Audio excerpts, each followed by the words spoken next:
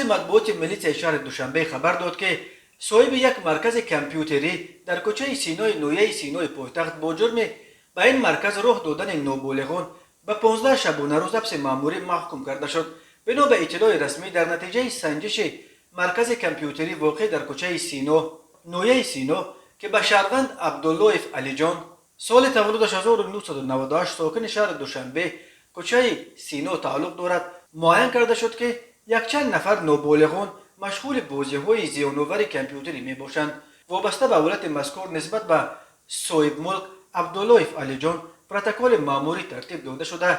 جهت بررسی به سود نویه سینا ارسال کرده شد. در اطلاعیه یادآوری شده است که قبلا علی جان عبدالله برای عین کردار از جانب امین دادگاه به 5 شبانه روز حبس مأموری محکوم شده بود و این نوبت با نظرداشت کردار خود را اصلاح نکرده و تکرارا دست به قانونشکنی زدن از جانب سود نویه سینا جزا در نمود حبس مأموری به مهلت 15 شبانه روز تعیین کرده شد. طبق قانون مسئولیت والدین در تاجیکستان به افراد تا سن 20 بعد ساعت 20 وارد شدن به مرکزهای کامپیوتری و اینترنت کافه ها منع کرده شده است. مقامات پیشگیری از مشغول شدن نورسان و جوانان به کارهای بیهوده و صرف کردن وقتشان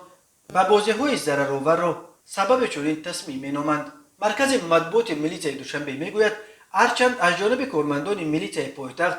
به تمام صاحب ملکان و مأموران مرکزهای کامپیوتری جهت پیشگیری و مانع شدن به واردشوی نابالغان آگاهنامه خطی سپرده شده کارهای فرماندهی نیز گذرانیده شدند، ولی همانا بعضی از مسئولان مرکزهای کامپیوتری به خاطر به دست آوردن مبلغ طلبات قانونگذاری را نادیده گرفته نابالغان را برای مشغول شدن به بازی‌های ضررآور کامپیوتری راه می‌دهند. ریاست وزارت کارهای داخلی دوشنبه بار دیگر از کل صاحب ملکان و مأموران مرکزهای بازی‌های کامپیوتری طلب کرده است که مقررات قانون‌های عمل کننده را کاملا رعایت نموده نابالغان را به مرکزهای بازی‌های کامپیوتری راه ندهند. همزمان والدین را نیز می‌باید فرزندان خود را زیر نظارت قرار داده نگذارند آنها وقت پرقیمت خود را به عمل و رفتار ناپسند سپری کنند. گفته می شود در اطلاعیه ملی پایتخت.